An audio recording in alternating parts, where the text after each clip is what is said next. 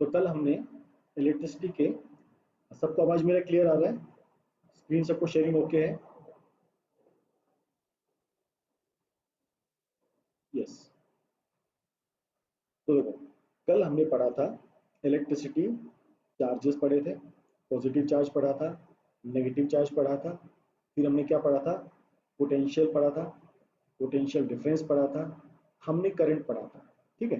अब कहीं ना कहीं एक चीज समझ में आती है कि जो पोटेंशियल है और जो करंट है, कोई एक रफ लैंग्वेज बता सकता है what is potential and what is current?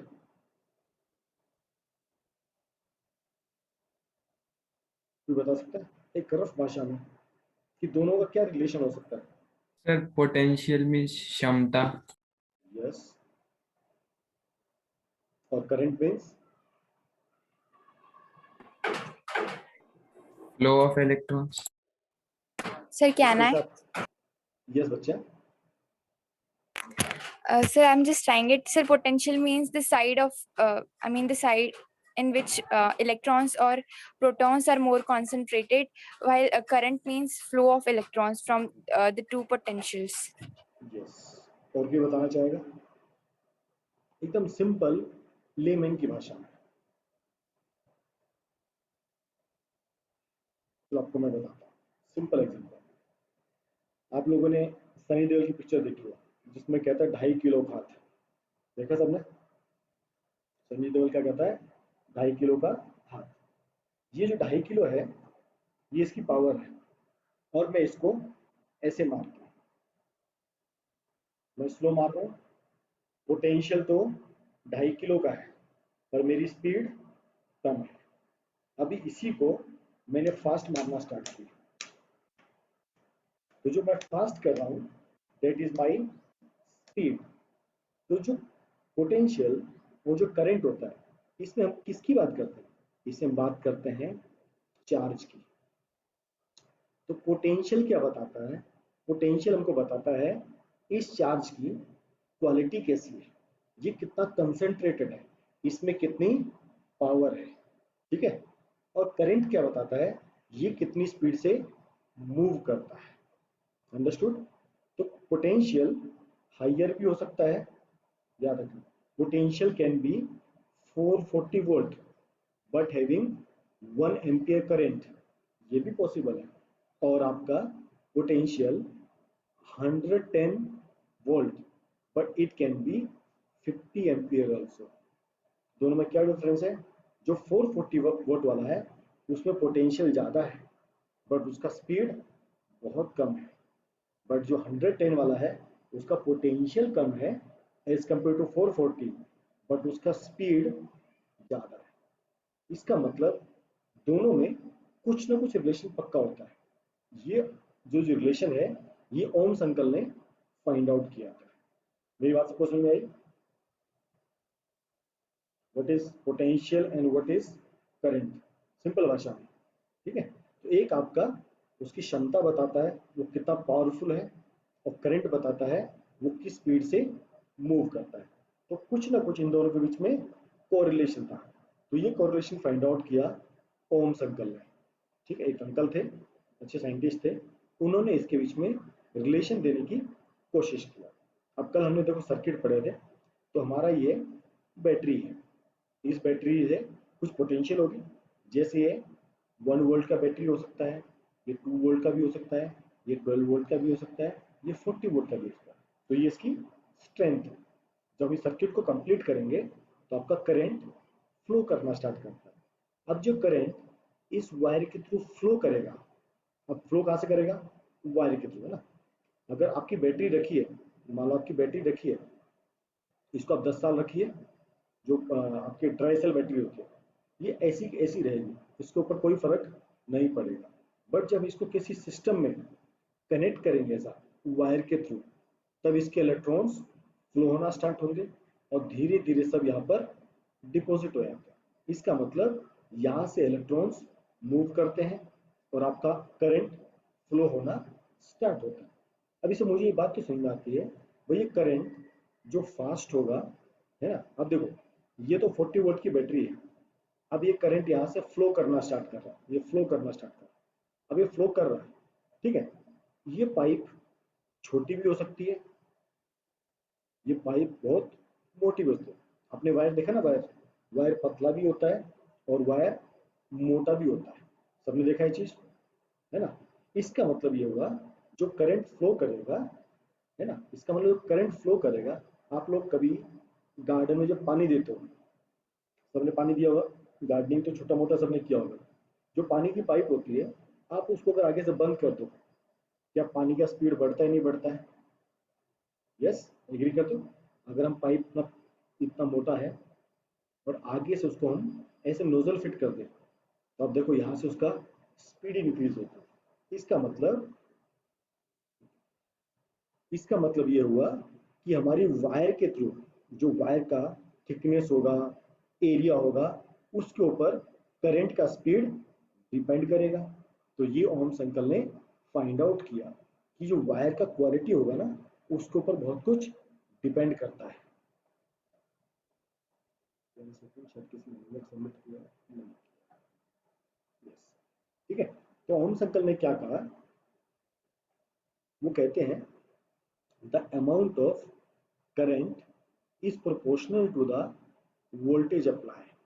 ये उन्होंने बनाया, मैंने आपको एकदम बेसिक समझाया लॉजिक क्या होता है कि कभी बैटरी को आप वायर से जब कनेक्ट करते हो तो वायर की क्वालिटी को भी डिपेंड करता है, ठीक है, कि उसमें से कितना करंट फ्लो करेगा।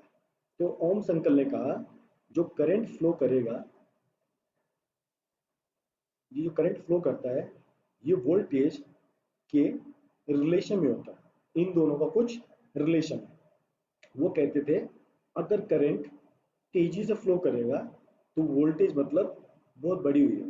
ये आप लोगों ने देखा है, घर पे जो वोल्टेज का फ्लक्चुएशन अप एंड डाउन होता है, तो वोल्टेज ऊपर जाता है, आपका पंखा तेज चलने लगता है, वोल्टेज डाउन होता है, वही पंखा धीरे धीरे चलता है।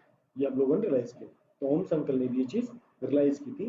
उन्होंने कहा ये जो करंट होता है ये पोटेंशियल के ऊपर डिपेंड करता है। अगर वोल्टेज बहुत हाई होगा तो करंट भी बहुत हाई हो सकता है, इसको कंट्रोल किया जा सकता है। मैंने आपको इसके ऊपर एग्जांपल दिया है, 441 एम्पियर भी हो सकता है और आपका 110 वोल्ट 50 एम्पियर भी हो सकता है, आप इसको चेक कर सकते हो, ठीक है।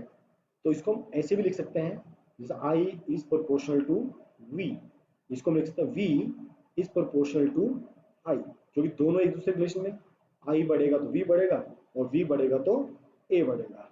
1 second, yes Atharva, yes sir आपकी आवाज बहुत धीरे आ रही है। बच्चा, एक मिनट, वो फोन आया था और मुझे तो बच्चा आपका अथर्व सबमिट नहीं दिख रहा।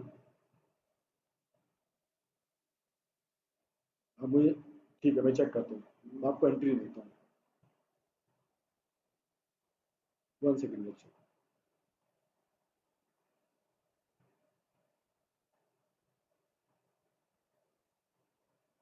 यस। तो मतलब I is directly proportional to V, उसी तरह V is directly proportional to I, मतलब ये दोनों के रिलेशन में है, ठीक है, दोनों का आपस में कनेक्शन है कि I बढ़ेगा तो V बढ़ेगा और V बढ़ेगा तो I बढ़ेगा। तो जब हम प्रोपोर्शनल का साइन हटाते हैं एक कांस्टेंट आता है। अच्छा, वो इसका मानिए, एक सेकंड मैं मोबाइल से कनेक्ट करता हूँ एक बार। अभी आवाज क्लियर है?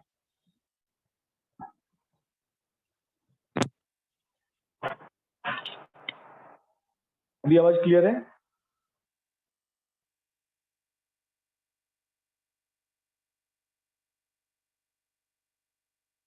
ओके गुड, चलिए, कॉमन आवाज क्लियर ना हो। तो जब भी Yes, मैंने sir. कहा ये प्रोपोर्शन का साइन जब भी हटता है कांस्टेंट आता है, ठीक है, तो उस कांस्टेंट को v, जब ये प्रोपोर्शन का साइन हटेगा एक कांस्टेंट आता है, इस कांस्टेंट को कहा गया r। जैसे आपने बताया जब हम ग्रेविटेशन पढ़ते हैं वहां पर कौन सा कांस्टेंट आता है, g। जहां हम फोर्स पढ़ रहे थे, मतलब दो चार्जेस के बीच में जो फोर्स होगा उसको वहां पर कांस्टेंट कौन सा आता है, k। तो यहाँ पर जब ये प्रोपोर्शनल का साइन हटेगा तो एक कांस्टेंट आता है, इस कांस्टेंट को कहते हैं r। तो एक रिलेशन बनता है v equal to I r. यहाँ पर वी है वो वोल्टेज को बताता है, जो आई है वो करंट को बताता है, और यहाँ पर आपकी नई चीज हो गई, इस आर को कहते हैं रेजिस्टेंस। अभी इसको आज हम डिटेल में काफी पढ़ेंगे।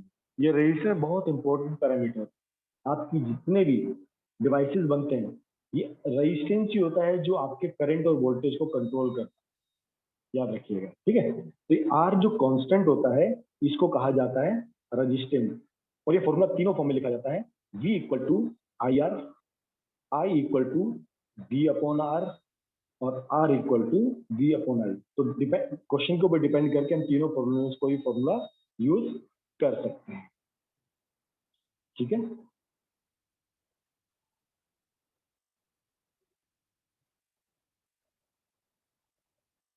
अंडरस्टूड यहाँ तक किसको डाउट है?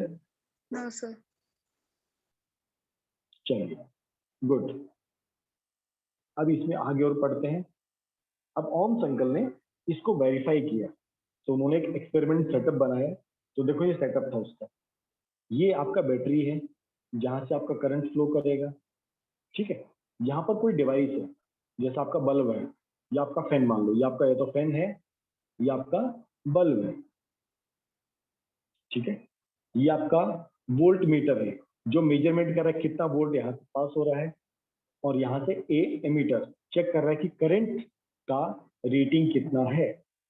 यहाँ पर एक इंपॉर्टेंट चीज ये है कि मतलब आपका स्विच, के फोर की भी होता है, इसको हम स्विच भी कहते हैं। ये स्विच हो गया, ये हमारा बैटरी हो गया, ये हमारा वोल्ट मीटर हो गया,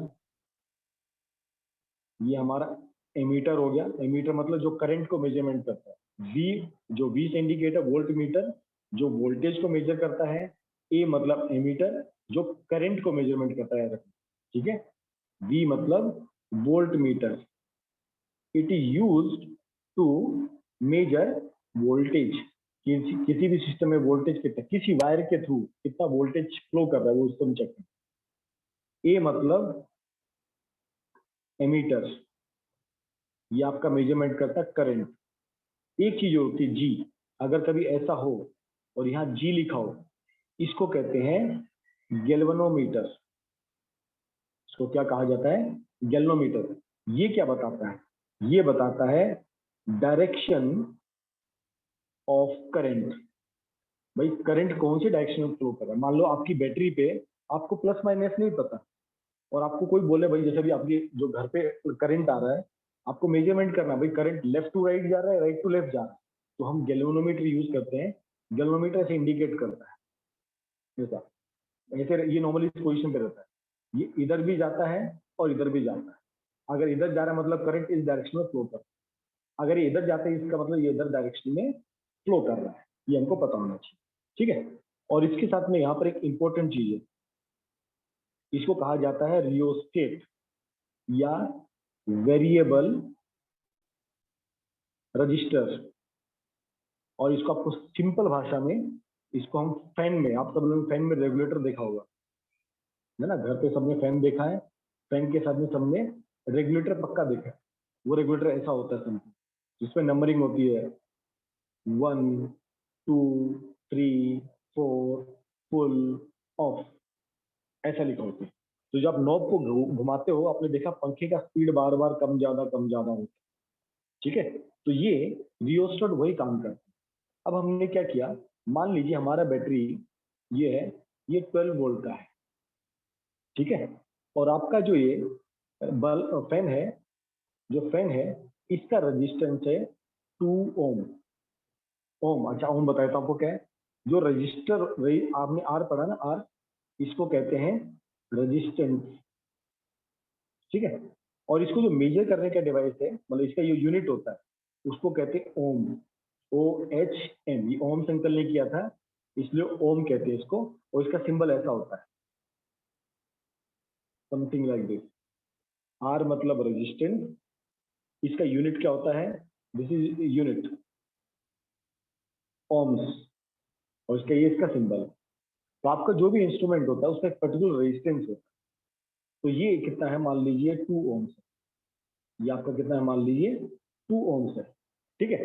अब जब मैंने यहां से इसको जब हम स्विच को ऑन करेंगे, अब मैंने क्या किया, स्विच को ऑन कर दिया, करंट फ्लो होना स्टार्ट हुआ, करंट यहाँ से जाएगा, इसमें जाएगा, इसमें फ्लो करेगा, यहाँ पर आपको इंडिकेट आएगा भाई इसमें कितना करंट फ्लो करना है, ठीक है। एमीटर बताएगा कितना करंट फ्लो करना है।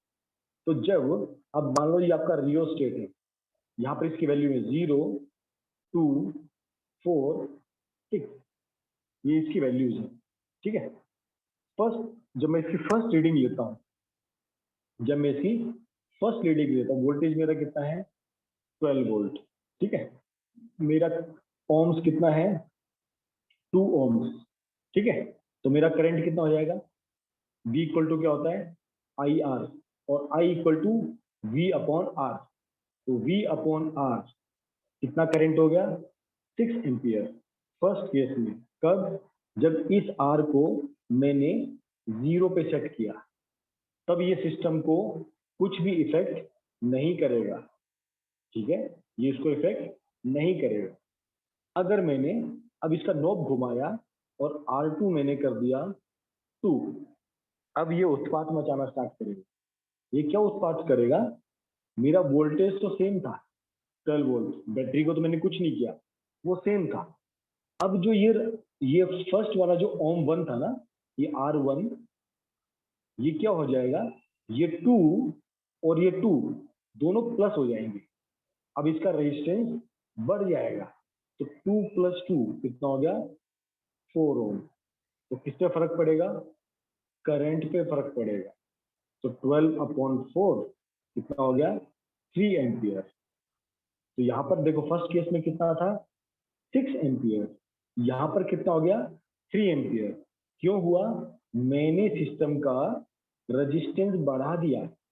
आप जब फैन का रेगुलेटर चेंज करते हो, उससे क्या होता है, आप फैन में रेजिस्टेंस वैल्यू बढ़ा देते हो, ठीक है। अगर आपका स्पीड 1 है, इसका मतलब बहुत सारा रेजिस्टेंस है, वो करंट को अंदर जाने से रोकेगा। जब करंट कम जाएगा तो क्या होगा, आपका फैन धीरे चलेगा। अब जब उसको 2 पे लेके आते हो, आप रेजिस्टेंस कम करते हो, फैन थोड़ा तेज चलता है। आप उसको 3 पे लाते हो, रेजिस्टेंस और कम हो गया, आपका करंट बढ़ता है। जब 5 पे लाते हो, आपने ये रियोस्टेट का वैल्यू 0 कर दिया। इसकी वजह से क्या होता है, आपका करंट ज्यादा फ्लो करता है, आपका पंखा तेज स्पीड में घूमता है। तो ओम्स अंकल ने ये एक्सपेरिमेंट किया, कभी आर का वैल्यू 0, 1, 2, 3, 4, 5, 6। उसने क्या ऑब्जर्व किया कि ये जो आर है, इसकी वजह से वी और आई का एक चार्ट बनता है। उसने ग्राफ ऐसे प्लॉट किए, उसने वैल्यूज नोट किए, अभी हम सारी वैल्यूज नोट नहीं करेंगे। उन्होंने जब इसको किया तो कुछ वैल्यूज आए। वैल्यूज कैसे आए, मान लो आपका करंट 1 था, वोल्टेज 1, क्योंकि अभी आप क्या, उसने जो एक्सपेरिमेंट किया उसने इसमें इसको फिक्स रखा, ये 2 तो ये भी 2, ये 3 ये भी 3। उसने जो सेटअप किया था, मैं आप ये तो मैंने आपको सिर्फ समझाने के लिए किया था, उसने जो सेटअप किया 4 4। अब उसने जब इसको ग्राफ पे प्लॉट किया तो उसका ग्राफ कैसे बना, समथिंग लाइक दिस। ये हमारा आई, ये हमारा वी, ये हमारा 0 होता है 1 2 3 4, 1 2 3 4।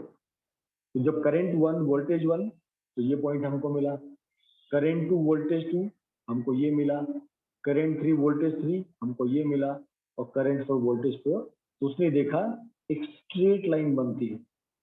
आप लोगों ने मोशन में एक चीज पढ़ी थी, मोशन में पढ़ा था कुछ, कांस्टेंट एक्सेलरेशन। उसका चार्ट भी ऐसे होता था कुछ, ये आपकी वेलोसिटी होती थी, स्पीड, ये आपका टाइम होता था, और आपका एक स्ट्रेट ऐसे बनता था। तो यहाँ पर भी आपका सेम बनता है। तो वो कह रहे, तो ओम्स ने क्या फाइंड आउट किया, अगर आई बढ़ता है तो वी भी बढ़ता है। और ये किसकी इसके प्रोपोर्शन बढ़ता है, ये इस आर के प्रोपोर्शन बढ़ता है। इसका मतलब इस आर से आप वी और आई दोनों को कंट्रोल कर सकते हो। और नॉर्मली वी कंट्रोल हमारे हाथ में नहीं होता, याद रखना, वी को कंट्रोल करना हमारे हाथ में नहीं होता। पर हम किसको कंट्रोल करते हैं एक्चुअल में, हम इस आर के थ्रू इस आई को कंट्रोल करते हैं।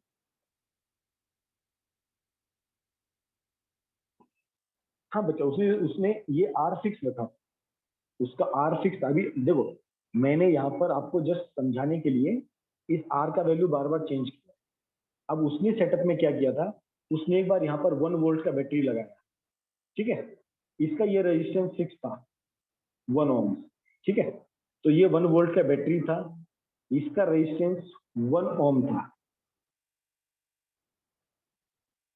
एक सेकंड, मैं तो डिफरेंट, उसने फर्स्ट बार में क्या किया, 1 वोल्ट का बैटरी लगाया और इसका 1 ओम फिक्स है, तो यहाँ पर कितना आएगा, 1 एम्पियर। तो उसने बैटरी चेंज किया, 2 वोल्ट का लगाया, पर ये उसने फिक्स रखा, इसको उसने कुछ चेंज नहीं किया। अब यहाँ पर करंट कितना आ गया, 2 एम्पियर। फिर उसने 3 चेंज कर दिया, यहाँ पर उसको 3 एम्पियर मिला। उसने ये फिक्स रखा था, ये तो मैंने आपको एक्स्ट्रा पार्ट समझाया कि ये चेंज कैसे होता है, ठीक है संजय बच्चा। उसके एक्सपेरिमेंट में ये वाला पार्ट नहीं था, ये आपको थोड़ा एक्स्ट्रा समझा रहा था, ठीक है। तो उसने क्या ऑब्जर्व किया, वो जैसे जैसे वोल्टेज बढ़ा रहा था, करंट भी बढ़ रहा था, क्योंकि वो बार बार किसको चेंज करता है, बैटरी को चेंज करता है ना। 1 वोल्ट का बैटरी, 2 वोल्ट का बैटरी, 3 वोल्ट का बैटरी, उसको बार बार चेंज कर सकता है। तो जैसे जैसे वो बैटरी चेंज करता गया, वो जैसे जैसे क्या करता गया, वोल्टेज बैटरी चेंज करता गया, उसने देखा करंट का वैल्यू बढ़ता जा रहा है, करंट का वैल्यू बढ़ता जा रहा है। तो उसने रियलाइज किया कि अगर मेरा आर, जो इसका डिसाइडिंग फैक्टर है, ये आर क्या कर सकता है, इस पूरे सिस्टम को कंट्रोल कर सकता है। और यही आर ही होता है जो हमारे फ्रिज, टीवी, जितने भी इलेक्ट्रिकल इंस्ट्रूमेंट होते हैं, ये आर बहुत इंपॉर्टेंट है, ये हर इंस्ट्रूमेंट में लगता है। इसको कहा जाता है इलेक्ट्रिकल रेजिस्टेंस। अब देखो इसका काम कैसा होता है, इसका काम क्या होता है, जैसे ये पाइप एकदम इक्वल लेंथ की है, तो आपके पानी के फ्लो में कोई दिक्कत नहीं आएगा, पानी अपनी स्पीड से चलता रहेगा। आप जहां से भी पाइप को थोड़ा सा बेंड कर दोगे, तो आपके पानी के फ्लो में चेंजेस आएगा। उसी तरह ये जो वायर होती है और ये जो इंस्ट्रूमेंट होता है, ये हमारा बल्ब भी हो सकता है, ये हमारा ट्यूबलाइट, कुछ भी हो सकता है, तो इसके ऊपर काफी कुछ डिपेंड करे। तो हम इस इलेक्ट्रिकल रेजिस्टेंस के बारे में पढ़ेंगे, ये क्या होता है। तो resistance is an electrical quantity that measure how the device reduce the current flow। तो रेजिस्टेंस का मेन काम क्या होता है, जैसे नॉर्मली हमारे घरों में देखो, नॉर्मली 100 एम्पियर तक का करंट आता है, 100 एम्पियर तक का करंट आता है, ठीक है। अब क्या होता है, हमारे किसी इंस्ट्रूमेंट को 2 एम्पियर चाहिए, किसी इंस्ट्रूमेंट को 5 एम्पियर चाहिए, जो एसी फ्रिज होते हैं उनको 15 एम्पियर भी चाहिए होता है, ठीक है, किसी को 10 एम्पियर भी चाहिए होता है। अब पीछे से तो आता है कितना, 100 एम्पियर। अब आप ऐसा तो नहीं करोगे ना, आप इस पे अलग से कुछ करोगे, उस पे अलग से कुछ करोगे। तो क्या किया जाता है, हर एक इंस्ट्रूमेंट के लिए ये आर को डिजाइन किया जाता है, हर एक इंस्ट्रूमेंट के लिए, क्योंकि सबको पता है भाई मेरे घर में 240 वोल्ट का इलेक्ट्रिसिटी आने वाला है, मेरे घर पे 100 एम्पियर का करंट है, ये फिक्स होता है। क्यों, इसको कौन भेजता है, इसको NEC भेजता है, जो आपका इलेक्ट्रिकल डिपार्टमेंट होता है, वो इस चीज को आपके पास सेंड करता है, ठीक है। तो जितनी भी कंपनी ये बनाती हैं, ये इंस्ट्रूमेंट बनाती हैं, ठीक है, वो क्या करती हैं, उनको पता होता है भाई इंडिया में, अब देखो इंडियन जो इक्विपमेंट होते हैं वो अलग बनते हैं, ठीक है, और अगर कोई फॉरेन इंस्ट्रूमेंट होंगे वो अलग बनते हैं। आप देखो उनके चार्जेस अलग होते हैं, अगर आप कभी ध्यान से देखो, यूरोपियन के चार्जर अलग होते हैं, अमेरिकन चार्जर अलग होते हैं, और हमारे इंडियन चार्जर अलग होते हैं। इंडिया में जो लाइट होती है वो 50 हर्ट्ज पे होती है, फ्लो करती है। यूरोपियन अमेरिकन कंट्रीज में वो 60 हर्ट्ज पे फ्लो करती है। ये हम पढ़ेंगे मैग्नेटिक इफेक्ट ऑफ जो करंट चैप्टर है। तो अभी आप सिंपल इतना ही समझो, आपके घर में जो लाइट आने वाली है वो 240 वोल्ट की आने वाली है, आपके घर में जो उसके रिस्पेक्ट में जो करंट आएगा वो 100 एम्पियर का आएगा। ये आपको कौन सप्लाई करता है, MACB। अब मेरे घर में रिक्वायरमेंट तो अलग अलग है, पंखे का नीड अलग है, टीवी का नीड अलग है, AC का नीड अलग है। तो कौन डिसाइड करेगा कि मेरे मशीन पे करंट उतना ही पहुंचे, तो ये डिसाइड करता है इलेक्ट्रिकल रेजिस्टेंस। और जो मैन्युफैक्चरर होता है, जो चीज बनाते हैं बल्ब ट्यूबलाइट, वो इस इलेक्ट्रिकल रेजिस्टेंस को डिसाइड करते हैं, भाई हर मशीन में कितने क्वांटिटी का, कितने किलो का ये रेजिस्टेंस लगाना है। या कितने, जो मैंने कही आपको, ये पॉइंट अगर आपने पकड़ लिया तो आप चैप्टर समझ जाओगे।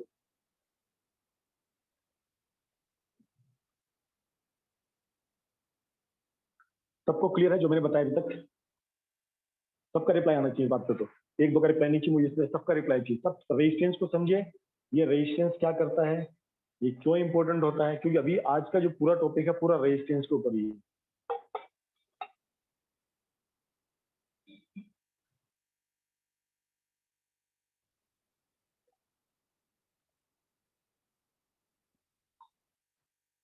चलिए गुड।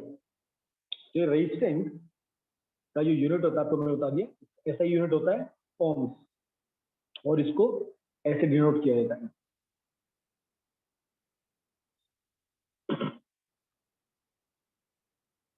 फिर से समराइज करना है, बहुत मेहनत कर तुमने यार, थोड़ा समझने का प्रयास किया करो मेरे बच्चों। मैंने कहा आपको वापिस बताता हूँ, आपके घर में जो लाइट आती है 240 वोल्ट की आएगी, और एक कहाँ पर, ये कौन देता है, MSEB, महाराष्ट्र में हो, महाराष्ट्र स्टेट इलेक्ट्रिसिटी बोर्ड, जो आपके घर पे जो वायर आती है उसमें इतना करंट और वोल्टेज फ्लो करता है, जो आपके घर में जो वायरिंग आती है MSEB। अब मेरे घर पे टीवी है, वही फ्रिज भी है, वॉशिंग मशीन भी है, पानी वाली रॉड भी है, बल्ब भी है, ट्यूबलाइट भी है, फैन भी है, अलग अलग टाइप के इंस्ट्रूमेंट है, ठीक है। और हर एक इंस्ट्रूमेंट का देखो काम अलग होता है। फ्रिज का काम क्या होता है, ठंडा करना। वॉशिंग मशीन का काम क्या होता है, घूमना। टीवी का काम क्या होता है, लाइट एनर्जी प्रोड्यूस करना। इलेक्ट्रिकल रोड का काम क्या होता है, हीटिंग एनर्जी प्रोड्यूस करना। बल्ब भी लाइट और इलेक्ट्रिसिटी दोनों प्रोड्यूस करता है। फैन का काम क्या होता है, मैकेनिकली घूमना। तो इन सब डिवाइसेस को चलाने के लिए अंदर कुछ ना कुछ सिस्टम होता है, जो आप बड़ी क्लासेस में जाओगे तब इस सिस्टम को समझोगे। जैसे फैन में तो सिंपल है, मोटर लगती है, भाई वो मोटर घूमेगी आपका फैन चलेगा। अब जो मोटर घूमेगी उसको चलाने के लिए कुछ ना कुछ करंट तो उसको देना पड़ेगा। अब मान लो मेरे फैन को चलने के लिए केवल कितना चाहिए, 5 एम्पियर चाहिए। मेरे ट्यूबलाइट को चलने के लिए मुश्किल से 2 एम्पियर चाहिए। बल्ब को चलने के लिए 5 एम्पियर चाहिए। पानी की रोड को चलने के लिए 10 एम्पियर चाहिए। सबका अलग अलग होगा। वॉशिंग मशीन के लिए 15 एम्पियर चाहिए होता है, फ्रिज के लिए भी 15 एम्पियर चाहिए होता है, टीवी के लिए कुछ 5 एम्पियर चाहिए। अब पीछे से आ रहा है 100 एम्पियर, पर आगे कितना चाहिए, कम चाहिए। तो मुझे क्या करना पड़ेगा, इस 100 एम्पियर का करंट को क्या करना पड़ेगा, एक ऐसा फनल बनाना पड़ेगा। फनल क्या करेगा, जो 100 एम्पियर का करंट है उसको कम कर देगा, और कितना मुझे आगे देगा, 5 एम्पियर। तो जो फनल है इसको साइंस की भाषा में या फिजिक्स की भाषा में रेजिस्टेंस कहा जाता है। Now you got it everyone, clear अभी?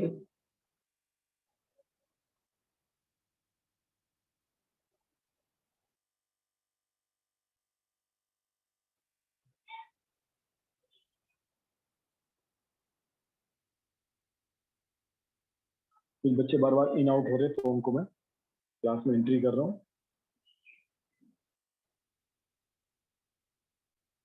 गुड, और कौन है,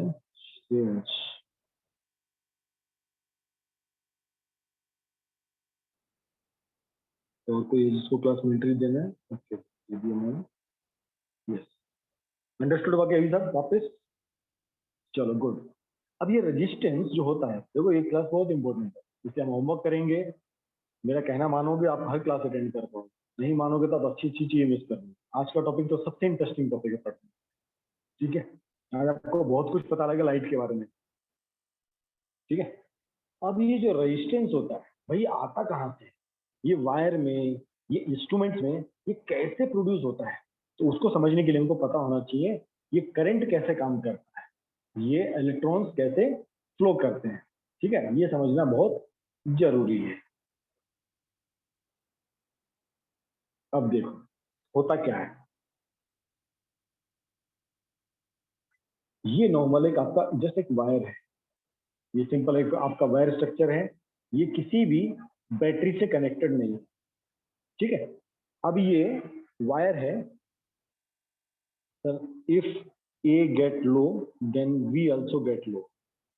नहीं बच्चा, ये रेजिस्टेंस की वही खासियत होती है, ये रजिस्टर का काम वही होता है, ये केवल ए को कम करता है और ये वोल्टेज को मेंटेन करके रखता है।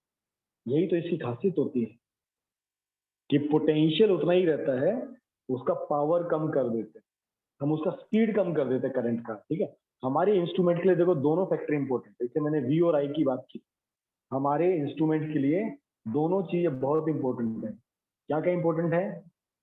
वी और आई हमको एक पर्टिकुलर पावर का, पोटेंशियल का चार्ज चाहिए होता है मशीन को चलाने के लिए। रेजिस्टेंस क्या करता है? ये केवल स्पीड कम करता है, जो करंट होता है ना उसका रिलेशन केवल स्पीड से है, वो उसका उससे पावर से कोई कनेक्शन नहीं। ठीक है, रेजिस्टेंस क्या करता है? रेजिस्टेंस केवल उसकी स्पीड को कम करता है, वोल्टेज को टच नहीं करता। प्रशांत, ये चीज समझो आप, जो करंट, जो आपके चार्जेस जो फ्लो करने वाले हैं ना, ये जो चार्जेस फ्लो करेंगे, ये आपके जो चार्जेस फ्लो करते हैं, ये जो पीछे से जो चार्ज आने वाले हैं वो इकट्ठे होकर पैकेट्स में आ रहे हैं। ठीक है, ये पोटेंशियल का मतलब क्या होता है? वो कितनी पावर, उसमें कितनी पावर है, वो कितने इकट्ठे हैं, वो कितने संगठित है। देखो आपके ये इलेक्ट्रॉन्स कहाँ से आते हैं? मेटल से आते हैं। अब देखो सोडियम का वैल्यू क्या होता है? एटॉमिक नंबर 11, उसका कितने फ्री इलेक्ट्रॉन है? 1। ठीक है, अगले वाले कितने फ्री इलेक्ट्रॉन है? 2। अगले वाले के पास कितने? 3। तो जो जिसके पास ज्यादा फ्री इलेक्ट्रॉन्स होंगे मतलब उसमें पावर ज्यादा है, वन चीज। दूसरा, अब भाई पावर तो ज्यादा है, पर क्या उतनी स्पीड से उसके इलेक्ट्रॉन चल रहे हैं क्या? क्योंकि हर एक मेटल का प्रॉपर्टी अलग होता है, ये याद रखना। ठीक है, हर एक मेटल का प्रॉपर्टी अलग होता है, हो सकता है उसमें इलेक्ट्रॉन्स ज्यादा हो पर उसके इलेक्ट्रॉन्स उतने फास्ट मूव ना करते हैं, उतने जल्दी अट्रैक्ट ना करते, वो इनको चलने के लिए कोई पावर चाहिए ना। ये बात आपको समझनी पड़ेगी जो मैं आपको समझाने की कोशिश कर रहा हूँ कि एक है ये कितने पावरफुल है। पावरफुल तो है, जैसे एक आदमी 120 केजी का है पर जरूरी थोड़ी वो बहुत फास्ट दौड़ सकता है ना, वो बहुत हेल्दी हो सकता है, मतलब बहुत वेट वाला हो सकता है पर वो फास्ट नहीं दौड़ सकता। तो हमको कैसा चाहिए? हमको फास्ट दौड़ने वाला भी चाहिए और हमको पावरफुल भी चाहिए, जिसके एनर्जी भी अच्छी हो और जो तेज चल भी सके। तो रजिस्टर क्या करता है? रजिस्टर केवल करंट को कम करता है, ये वोल्टेज को टच नहीं करता, याद रखना है जी। क्योंकि हमारे इंस्ट्रूमेंट जो हमारे इंस्ट्रूमेंट डिजाइन होते हैं ना, वो इंडिया का जो करंट का वोल्टेज का जो रेटिंग है, जो ये 240 वोल्ट है, हमारे इंडियन इंस्ट्रूमेंट ये 240 वोल्ट के लिए डिजाइन होते हैं। अभी मैं आपको धीरे धीरे चीज समझाते जाऊंगा कैसे कैसे, अभी आप इसको सिर्फ समझते चलो धीरे धीरे। अभी understood Prashant and Amit dear? चलो गुड। अब ये रेजिस्टेंस करंट को कैसे कंट्रोल करता है समझते हैं। ठीक है, अभी वायर है, इस वायर में sir the formula you give for R they are not matching. क्या बच्चा, क्या मैचिंग नहीं है? मैंने आपको कहा ना V equal to I R, ये मैंने नहीं, ओम्स अंकल ने दिया है, ये केवल एक रिलेशन बता रहा है। इसका एक मतलब और है, इस फॉर्मूले में कई सारी चीजें बच्चा, ये कहना बहुत डीप में जाएंगे तो अलग। इसका ओम्स अंकल ने क्या कहा, तुम कंफ्यूज मत हो। ओम्स अंकल ने कहा कि आई इज, मैं समझ रहा हूं तुम्हारी बात, कि I is directly proportional to V, बरोबर है, मैं आपको सही कह रहा हूँ, बट ये आर एक बहुत इंपॉर्टेंट रोल प्ले करता है। अभी देखो इस फॉर्मूले के दो मतलब है। ठीक है, अगर ये मेरा वी कांस्टेंट है, मान लो अगर मेरा वी कांस्टेंट है, ठीक है, आपको लॉजिक बताता हूँ फिर से, चलो आप शायद समझ पाओ। मान लो मेरा वी 240 वोल्ट है, जो मुझे पीछे से कितना आया? 240 वोल्ट। ठीक है, अभी आई और आर की अलग अलग वैल्यू हो सकती है। मान लो मेरा आर का वैल्यू 22 हो, तो मेरा आई का वैल्यू कितना होगा? मान लो आपका ये 12 है, तो आई का वैल्यू कितना होगा? 20। एग्री करते हो? मान लो मेरा आर का वैल्यू 10 है, तो आई का वैल्यू कितना हो गया? 24। मान लो मेरा आर का वैल्यू 24 हो, तो मेरा आई का वैल्यू कितना होगा? 10। अब देखो इन तीनों केस में आपका वोल्टेज तो सेम है ना अमित डियर?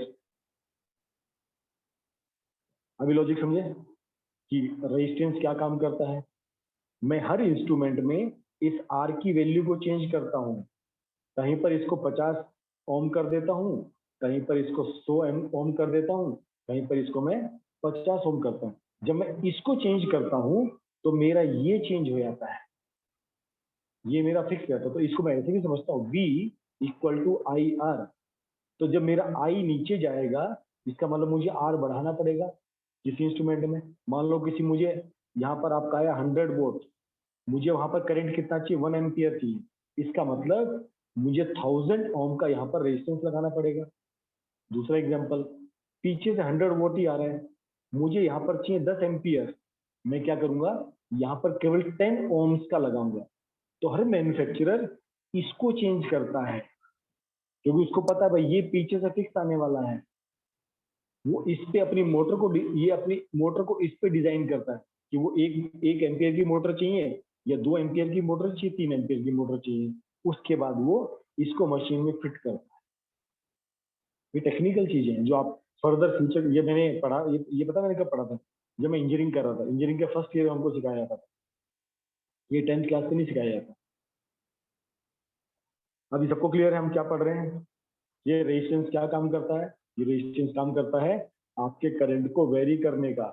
अगर आपको करंट ज्यादा चाहिए तो रेजिस्टेंस कम करना पड़ेगा आपको, और आपको करंट कम चाहिए आपको रेजिस्टेंस ज्यादा करना पड़ेगा। तो हम एक्चुअल में इस आर को डिजाइन करते हैं, ये हम इसकी डिजाइनिंग भी सीखेंगे, ये कैसे बनता है, इसकी क्या प्रॉपर्टीज होती है।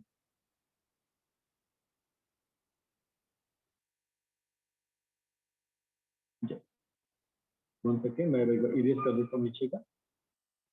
सबको मजा आ रहा है सीखने में।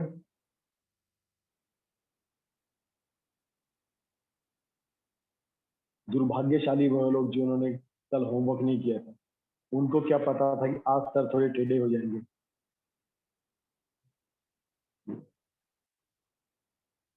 अगर आपको सही में सीखना है तो गुरु की बात मानना हमेशा सीखो। गुरु आपको बहुत सारा ज्ञान देना चाहते हैं, बट हम दुष्ट हैं, हम ज्ञान लेना नहीं चाहते। चलो जी, अब देखते हैं ध्यान से कि जो घर पे जो वायर, मान लो एक आपका वायर का टुकड़ा पड़ा है। अब इस वायर के टुकड़े में देखो आपके पॉजिटिव आयंस भी हैं और नेगेटिव इलेक्ट्रॉन्स भी हैं, ये दोनों रहते हैं इसमें। ठीक है, अब नॉर्मल कंडीशन में क्या होता है, नॉर्मल कंडीशन में आपको यहाँ पर मैं अलग से समझाता हूँ, सिर्फ एक इलेक्ट्रॉन लेके। ये आपका समझो कंडक्टर है, इसमें आपके ये मान लो आपके हैं आयन, पॉजिटिव आयन, प्रोटॉन्स होते हैं ना, ये आपके प्रोटॉन्स। अब क्या होता है,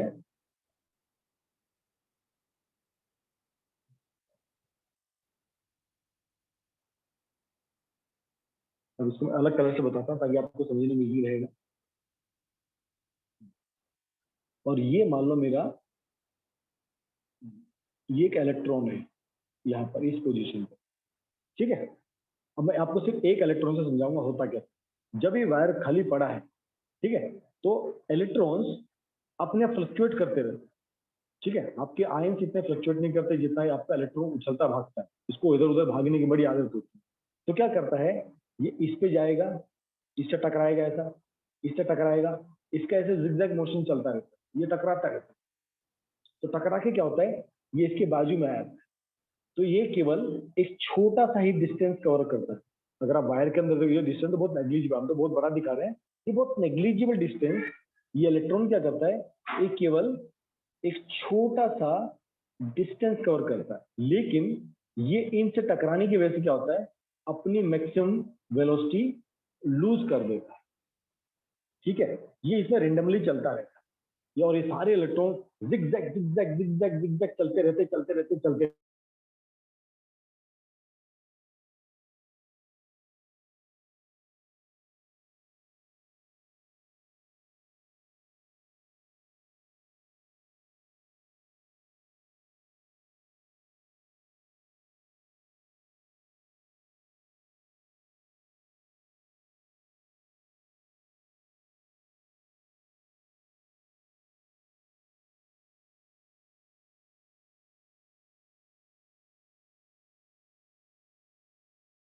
इससे कनेक्ट हो रहा है।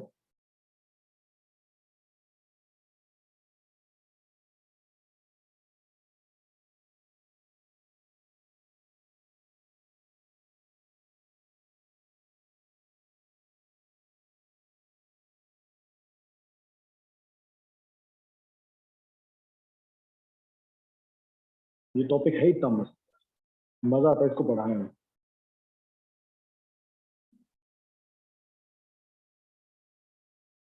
यस, अभी देखो स्क्रीन आ गई सबको। मेरा लैपटॉप बंद हो गया था, इसकी स्क्रीन गायब हो गया था, मेरी आवाज भी चली। अभी ओके है, स्क्रीन सबको दिख रहा है? यस, चलो अभी हमने क्या किया, हमने इस वायर के साथ हमने एक बैटरी कनेक्ट कर दिया। तो ये मेरा नेगेटिव था, ये मेरा पॉजिटिव था। अब क्या होगा, ये जो इलेक्ट्रॉन्स होते हैं ये किस तरफ अट्रैक्ट होंगे, ये पॉजिटिव की तरफ अट्रैक्ट होंगे, और इलेक्ट्रॉन्स यहाँ पर आपके मूव करना स्टार्ट करें इस वायर के थ्रू, ऐसे आपके मूव करना स्टार्ट होंगे और कहाँ तक पहुंच जाएंगे, आपके पॉजिटिव चार्ज तक, पॉजिटिव टर्मिनल तक पहुंच जाते हैं। अब ये सिंपली ऐसे नहीं जा पाते। क्यों नहीं जा पाते? देखो इसमें ये जो आपके, अब देखो यहाँ पर ये सब ऐसे ट्रेवल कर रहे हैं। देखो ऊपर वाला डायग्राम देखो सब, एक मिनट मैं मार्कर चेंज करता हूँ।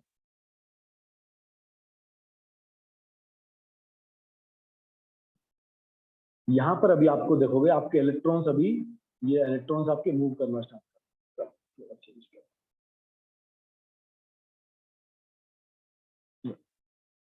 अभी ये इलेक्ट्रॉन आपके इस डायरेक्शन में चलना स्टार्ट हो गए।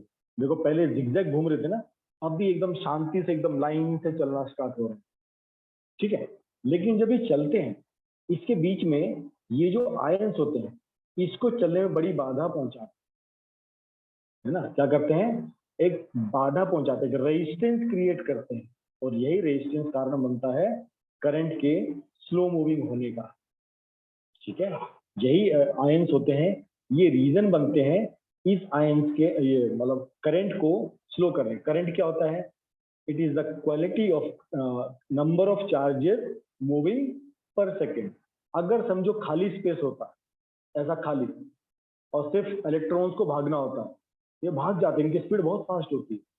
बट इसके बीच में कौन कौन है भाई, यहाँ पर वो लगे हैं आयन, ये दोनों होते हैं, अपने प्रोटॉन्स भी होते हैं और इलेक्ट्रॉन्स भी होते हैं।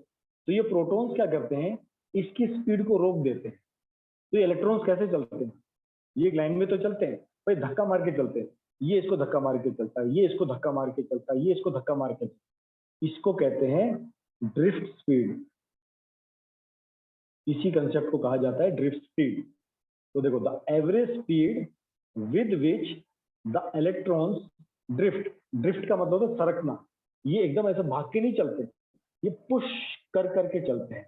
तो they drift in a conductor having a potential difference. जब हमने बैटरी कनेक्ट की, बैटरी कनेक्ट करने का मतलब ही क्या है, आपने पोटेंशियल डिफरेंस क्रिएट कर दिया, it is called as drift speed, ठीक है। इसी ड्रिफ्ट स्पीड की वजह से क्या होता है, आपके इस वायर में एक रेजिस्टेंस होता है, और ये रेजिस्टेंस क्या काम करता है, आपके करंट को कंट्रोल करने का काम करता है। और ये वायर अलग अलग होती है, ये कॉपर की भी हो सकती है, एल्युमिनियम भी हो सकती है, ये अलग अलग मेटल्स, तो हर एक की प्रॉपर्टी अलग होती है। तो समझो हमको कोई रेजिस्टेंस बनाना होता है, तो हमको पता था भैया मुझे इतना रेजिस्टेंस चाहिए, तो मैं उस क्वालिटी का मटेरियल यूज करता हूं। ये पार्ट सबको क्लियर जो मैंने समझाया कि रेजिस्टेंस कैसे होता है वायर में।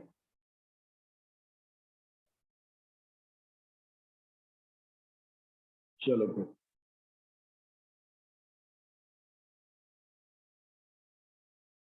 अभी से ड्रिफ्ट स्पीड के बारे में थोड़ा और पढ़ेंगे। ये आपके कोर्स में नहीं है, आउट ऑफ कोर्स है, बट इंटरेस्टिंग, मेरे को इंटरेस्टिंग दिखा तो मुझे लगा आपको बताना चाहिए, ठीक है। तो it is the drift of electrons which constitute the current, क्योंकि जो रेजिस्टेंस होता है उसके साथ आपका करंट का जो आपका चार्जेस होते हैं उसका स्पीड कंट्रोल होता है।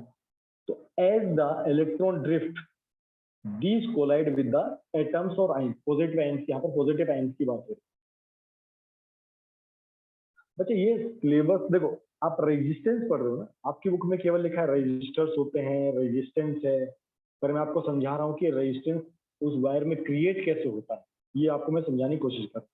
ये थोड़ा एक्स्ट्रा स्टफ है, पढ़ लोगे तो अच्छा है, नहीं पढ़ना तो मैं आगे चल सकता हूँ, मुझे कोई दिक्कत नहीं। चलूँ आगे फिर छोड़ दो इसको?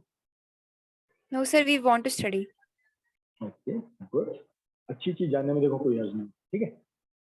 चलो अब मैं बता था, as the electron drift these collide with the positive ion, जो आपके प्रोटॉन्स होते हैं उसके ये कोलाइड करते हैं मेटलिक कंडक्टर मतलब वायर के अंदर, ठीक है। These collision obstruct the drift of the electrons, जो हमारे इलेक्ट्रॉन पुश मूवमेंट के साथ चल रहे हैं धीरे धीरे, it is this obstruction of drifting electron that causes electrical resistance. Normally ये जो इलेक्ट्रॉन्स होते हैं स्पीड ऑफ इलेक्ट्रॉन्स, अगर सिंपल एक वायर है, जो फर्स्ट जो मैंने आपको मोशन बताया ना, फर्स्ट वाला मोशन, जो वायर जब आपकी वायर में बैटरी कनेक्टेड नहीं है, उसमें जो रैंडम मोशन होता है उसको कहा जाता है रैंडम थर्मल मोशन। और इस टाइम इलेक्ट्रॉन का स्पीड देखो कितना होता है, 10 की पावर 5 मीटर पर सेकेंड। ये इतनी फास्ट जिगजैग करते हैं, लेकिन जैसे आप बैटरी कनेक्ट करते हो अब इलेक्ट्रॉन्स आपके फास्ट मूवमेंट करना बंद कर देते हैं और ड्रिफ्ट स्पीड, वो ड्रिफ्ट से चलना स्टार्ट करते हैं, पुश मूवमेंट से चलना स्टार्ट करते हैं, तो इसका स्पीड बहुत कम हो जाता है। एकदम देखो 10 की पावर, लगभग देखोगे 10 की पावर 9 का फर्क है, अब 10 की पावर -4 से ट्रेवल करते हैं, तो इनका स्पीड बहुत स्लो हो जाता है। तो ये जो स्पीड होती है इसी को आप कंट्रोल कर सकते हो, ठीक है। वो कैसे आप कंट्रोल करते हो, आप कौन से मटेरियल का, आप कौन से क्वालिटी का और वायर यूज करोगे और उसी हिसाब के रेजिस्टेंस बने। इसलिए देखो थर्ड पॉइंट बहुत इंपॉर्टेंट है, it should be noted that this drift speed determine only the strength of the current. Strength of the current मतलब 1 एम्पियर का चाहिए, 10 एम्पियर का चाहिए या 100 एम्पियर का चाहिए, ये केवल आपके स्ट्रेंथ के बारे में बताता है, not the speed of the current level. The speed of the current, देखो दो चीजें हैं याद रखना, ये जो ड्रिफ्ट स्पीड है, देखो ये लाइन बहुत इंपॉर्टेंट है, जो ड्रिफ्ट स्पीड है ये आपकी करंट की स्ट्रेंथ बताती है, ये आपकी करंट की स्ट्रेंथ बताती है, करंट कितना मजबूत है, करंट कितना मजबूत है, not speed of the current. आपकी जो स्पीड होती है, स्पीड ऑफ द करंट क्या होता है, it is equal to the speed of the light. इसलिए जैसे आप स्विच ऑन करते हो देखो आपका ट्यूबलाइट जल जाता है, पंखा जल जाता है, लेकिन वो कितनी स्ट्रेंथ से मूव करेंगे ये आपका ड्रिफ्ट स्पीड बताता है। ड्रिफ्ट स्पीड आपका स्ट्रेंथ को बताता है, याद रखना, वो कितना मजबूत करंट है वो उसको स्पीड ऑफ प्रोग्रेशन को नहीं बताता। अंडरस्टूड ये पार्ट?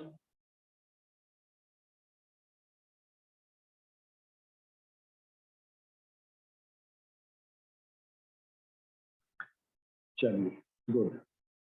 अब इसी टॉपिक के ऊपर बेस्ड शायद एक दो मैंने क्वेश्चंस रखे थे, क्वेश्चन तो बहुत सिंपल हैं, आज भी काफी कुछ सेक्शन बताने के लिए, तो आधा घंटा तो हमारा स्टार्टिंग में वेस्ट हो गया जिन लोगों ने होमवर्क नहीं किया था, ठीक है। कि कल बहुत इंपॉर्टेंट चीजें हैं, कल भी हम आगे जो पढ़ेंगे ना ये और भी इंटरेस्टिंग चीजें, ये आपका जो रजिस्टर्स होता है, इस रेजिस्टेंस को बनाने के लिए क्या क्या फैक्टर्स यूज करने होते हैं, रजिस्टिविटी क्या होती है हम इसको पढ़ेंगे, फिर कंडक्टर, सेमी कंडक्टर, इंसुलेटर क्या होते हैं, सुपर कंडक्टर क्या होते हैं इसको भी हम पढ़ेंगे, ठीक है।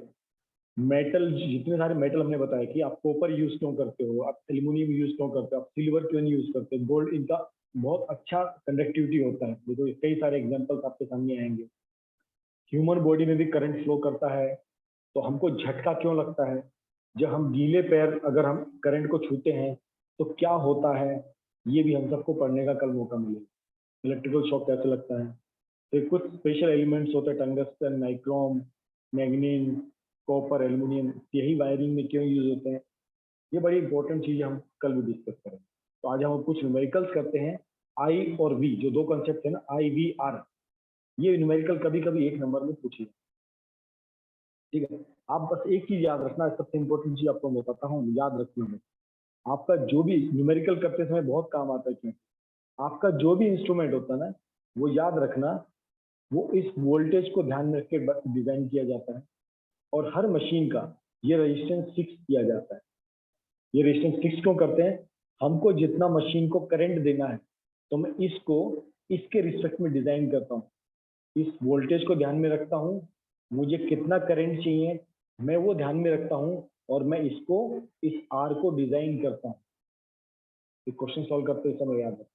अभी फोर्थ क्वेश्चन तो बहुत इजी है, potential difference 2 point of a wire carrying 2 ampere current is 1.1 volt. तो आपको V दिया है 0.1 वोल्ट, आपको A दिया है 2 एम्पियर मतलब आपको करंट दिया है 2 एम्पियर, फाइंड द रेजिस्टेंस। तो आपको सिंपल आर फाइंड आउट करना है। तो आर का अपना फॉर्मूला क्या होता है, वी अपॉन, ये तो न्यूमेरिकल बहुत सिंपल है, इसलिए मैं खुद ही कर देता हूँ, 0.1/2, ये नीचे आ जाएगा, 1/20 भी लिख सकते हो आप इसको, आर इक्वल टू 0.05, आप ओम्स भी ऐसे लिख सकते हो, या आप 0.05 आप ऐसे भी ले सकते हो, दोनों आंसर आपके करेक्ट है। ठीक है, अभी फिफ्थ क्वेश्चन, आपको एक क्वेश्चन दूंगा करने के लिए, वो बड़ा अच्छा क्वेश्चन है, वो बोर्ड एग्जाम में कई बार आता है। ये तो बहुत एकदम इजी क्वेश्चन था। सेकंड वाला क्वेश्चन बहुत इजी है। A simple current has a 24 volt battery and resistance 60 ohm, find the current. ये भी एकदम सिंपल। अगला क्वेश्चन अच्छा है, ये आपको मैं मौका देता हूँ करने का। मैं आपको इस क्वेश्चन को करने की एक हिंट दे सकता हूँ। इस क्वेश्चन को करने की एक ही हिंट है कि आपको रेजिस्टेंस, जैसे एक मशीन है, देखो आपको मैं इस क्वेश्चन का लॉजिक समझा, एक इलेक्ट्रिकल आयरन है, इसको मैंने एक 220 वोल्ट का वोल्टेज सप्लाई किया, तो इसने 3.4 एम्पियर का करंट विड्रॉ किया, इसको यूज किया। अब अचानक से क्या हुआ, पीछे से वोल्टेज कम आया 110, तो आपको बताना है अब ये करंट कितना होगा, ये आपको सॉल्व करना है।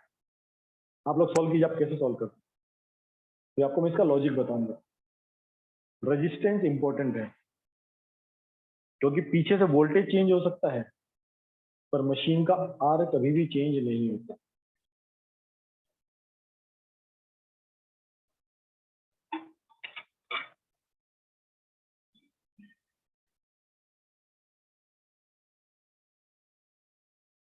आंसर तो सामने लिखा है, बड़ी बात नहीं है, बट आपको समझ में आना जरूरी है कि हम क्या कर रहे हैं।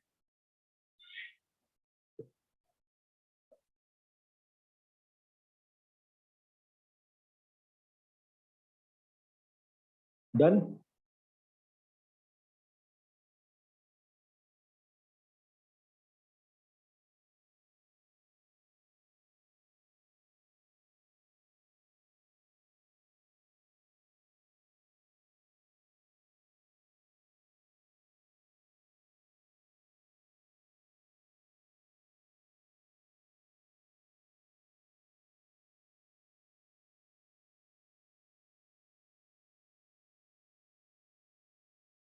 गुड, अखिलेश ने कर लिया, बाकी लोग?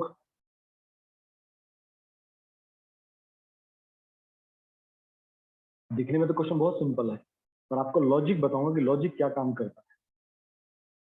गुड गुड, फिर आपको मैं लॉजिक समझाता हूँ। जब इस मशीन में, इस इंस्ट्रूमेंट में 220 वोल्ट का वोल्टेज आया, तो इसने 3.4 एम्पियर का करंट विड्रॉ किया, तो यहाँ पर एक पर्टिकुलर आर होगा जो चेंज नहीं होगा। इस आर की वजह से इसको कितना करंट मिला, 3.4 एम्पियर। तो हमारा, हम पहले आर निकालेंगे, I equal to V upon I, तो कितना हो गया, 220 अपॉन 3.4 ओम्स। अब सेकंड केस में क्या हुआ, मेरा V का वैल्यू चेंज हो गया, पर मेरा R तो वही रहेगा क्योंकि मेरा इंस्ट्रूमेंट तो सेम है, R तो चेंज हो ही नहीं सकता। तो अब मैं इसको VI कहता हूँ, इसको V1 और इसको I1, और रेजिस्टेंस तो सेम रहेगा, इसलिए रेजिस्टेंस R1 R2 का मतलब नहीं है। अब सेकंड केस में जब मैं V2 निकालूंगा, V2 equal to I2, but R will remain same, instrument एक ही है, उसमें वो रेजिस्टेंस फिक्स है क्योंकि मैन्युफैक्चर ने उसके अंदर डाला है, तो इसलिए R सेम रहता है। इस क्वेश्चन का लॉजिक ये है, इन एवरी कंडीशन आपका वोल्टेज ऊपर जाए नीचे जाए, आप देखो वोल्टेज ऊपर जाता है तो क्या करंट बढ़ता है, क्यों करंट बढ़ता है, R आपका काम कर रहा है। आपका वोल्टेज नीचे आ गया, आपका करंट नीचे आ गया, क्यों, आपका R काम कर रहा है, R को फर्क नहीं पड़ता, R रिमेन फिक्स्ड। तो आपका V चेंज हो रहा है, I चेंज हो रहा है, बट आपका R फिक्स रहता है। तो सेकंड केस में V2 कितना है, 110, I2 हमको निकालना है, R हमारा कितना आता है, 220 अपॉन 3.4। तो सॉल्व करते समय 110 इंटू 3.4, नीचे 220, ये आपको क्या देगा, I2 देगा। इसको कैंसिल करेंगे 2, ये 1.7, तुम्हारा I2 आएगा 1.7 एम्पियर। सबको लॉजिक समझ में आएगा? ये क्वेश्चन करते समय बहुत समझने वाली बात होती है कि हम इसमें ऐसा क्यों कर रहे हैं, क्यों करते हैं। रेजिस्टेंस फिक्स रहता है, रेजिस्टेंस चेंज नहीं हो रहा। वो अगर इंस्ट्रूमेंट सेम है, आपका वोल्टेज, क्योंकि देखो ये सब चीजें प्रैक्टिकल है ना। अब इसको आप ऐसे रट्टा मार के इस फॉर्मूले को निकाल सकते हो, भाई I = VR निकाल लिया। पर लॉजिक क्या कहता है? लॉजिक यही कहता है कि अभी आपने समझा कि जब आपका वोल्टेज फ्लक्चुएशन होता, आपने देखा जब आपका वोल्टेज फ्लक्चुएट हुआ तो आपका करंट भी फ्लक्चुएट हो गया। आपको मशीन जो आपकी इलेक्ट्रिकल आयरन है उससे आपको करंट कम मिलेगा। जब उसके ऊपर करंट कम मिलेगा वो हीट कम होगी और वो अच्छे प्रेस नहीं करेगी। तो इसलिए जब भी वोल्टेज फ्लक्चुएशन होता है आपका करंट ड्रॉप होता है, या तो ऊपर जाता है या नीचे आता है। इसके लिए सबसे इंपॉर्टेंट फैक्टर होता है ये R होता है। इसलिए R इस इलेक्ट्रिसिटी में, इस R का बहुत महत्वपूर्ण योगदान है। ठीक है बच्चों, तो आज जो पढ़ाया, आज हम देखो केवल एक ही पेज पढ़ पाए, पर ये अच्छा टॉपिक था, इससे मुझे थोड़ा टाइम लगा समझाने में, पर मजा आया इस चीज को पढ़कर। आज हमने ओम्स लॉ कवर अप किया है, आज हमने रेजिस्टेंस कवर अप किया। किसी को आज जो पढ़ाया उसमें कोई डाउट हो, कोई क्वेरी हो तो आप लोग पूछ सकते हैं। अभी हमारा अगला क्लास, तो आज वेडनेसडे है ना, और हमारा अगला क्लास तो बाद में रहेगा नेक्स्ट वीक में। तो ये चैप्टर में बहुत कुछ है पढ़ने में। यस, मैं आपको होमवर्क ग्रुप पे सबमिट कर, उस पर सबमिट करूंगा। मैं आपको व्हाट्सएप ग्रुप पे भेजूंगा होमवर्क आज का। कुछ क्वेश्चंस आपको मैं दूंगा इसके ऊपर, ओम्स लॉ के ऊपर, V = IR। कुछ क्वेश्चन आपकी शीट में है, मैं आपको शीट से क्वेश्चन नंबर बताऊंगा, आपको मैं फोटो खींच के भेजूंगा। तो होमवर्क सिंसियरली कीजिए, ठीक है, बहुत जरूरी है होमवर्क करना। आप लोग जितना Excuse me, sir. Homework, yes बच्चा। Sir, I didn't understand the last question. अच्छा, नहीं समझे बच्चा? आप उसमें क्या नहीं समझे बच्चा, मुझे बताओ। Sir, actually how to do it, what we had to find. Okay, हमको फाइंड करना है कि जब वोल्टेज कम हुआ तो करंट कितना कम होगा, ये हमको फाइंड आउट। मैं आपको वापस बताता हूँ, देखिए फिर।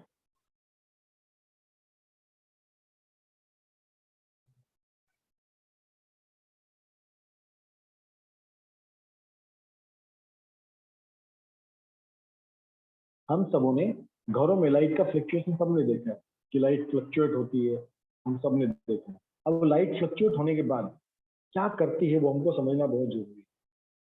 ठीक है प्रशांत, मैं वापस आप मेरे को एक बार व्हाट्सएप पे मैसेज भेजना। मैंने शीट भेजा, कल ही भेजी है व्हाट्सएप ग्रुप पर प्रशांत, आप शीट चेक कर सकते हो व्हाट्सएप ग्रुप पर। कल ही शीट मैंने भेजी है इलेक्ट्रिसिटी की। ठीक है, देखो एक इलेक्ट्रिकल आयरन है, ठीक है, आपके घर पे इलेक्ट्रिकल आयरन है। जब इसको 220 वोल्ट का सप्लाई मिलता है तो ये इतना करंट विड्रॉ करती है और अपना काम करती है। अचानक से क्या हुआ, पीछे से वोल्टेज का फ्लक्चुएशन कम हो गया। वोल्टेज 220 वोल्ट थी नॉर्मली, वो 110 पे ड्रॉप हो गई। तो पूछा है अब इलेक्ट्रिकल आयरन कितना करंट विड्रॉ करेगा, ये आपका क्वेश्चन है। ठीक है, ये आपका फर्स्ट केस है, केस 1। आपको वोल्टेज आया 220 वोल्ट। इसमें आपका कुछ रेजिस्टेंस पक्का है, कोई भी इंस्ट्रूमेंट होता है इसमें रेजिस्टर लगे होते हैं, रेजिस्टेंस लगे होते हैं। तो जब ये V इस आयरन के थ्रू फ्लो करेगा, ये आपका वोल्टेज आए 220, ये आपका रेजिस्टेंस है, तो यहाँ से कितना करंट निकला, दैट करंट इज 3.4 एम्पियर। अब उसने कहा ये सेकंड केस में वोल्टेज आपका, किसी का माइक ऑन है, प्लीज माइक ऑफ कीजिए। काय करते हो मम्मी? श्रावणी माइक ऑफ करो। ठीक है, सेकंड केस में क्या हुआ, जो वोल्टेज 220 आता था अब पीछे से वोल्टेज क्या हो गया, कम आ गया। अब इसकी वजह से क्या हो रहा है, जो वोल्टेज कम आया, आर तो मेरा फिक्स था, है ना, वो जितना रेजिस्टेंस इस वोल्टेज को दे रहा था, ठीक है, अब वोल्टेज कम हो गया।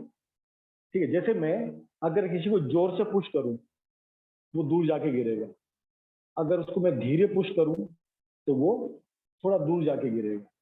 अब क्या हुआ, मैंने पीछे से कम पोटेंशियल का लो पोटेंशियल, तो पोटेंशियल लो है ना, 220 से मैंने पोटेंशियल क्या कर दिया, लो कर दिया।